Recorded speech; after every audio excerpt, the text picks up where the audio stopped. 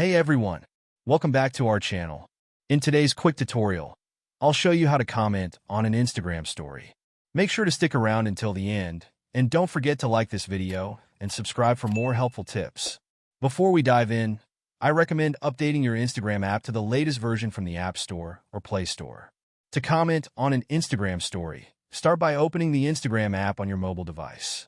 Once you're in, you'll see a row of circular profile pictures at the top of your feed. These represent stories from people you follow. Find the profile picture of the person whose story you want to comment on and tap it. While viewing the story, look for the comment icon at the bottom left of the screen. In some cases, you might see an Add a Comment box instead. Keep in mind that not everyone has the comment option available. It could be that your account doesn't have it enabled, or the story creator may have turned off comments for their stories. If you do see the option, go ahead and tap it to type your comment. Feel free to use text or emojis. After you've typed your message, tap the send icon next to the text box. Your comment will now be added to the person's story, and everyone who views that story will be able to see it. I hope this tutorial was helpful. If you enjoyed the video, please like it and subscribe to our channel for more tips and tutorials. Thanks for watching.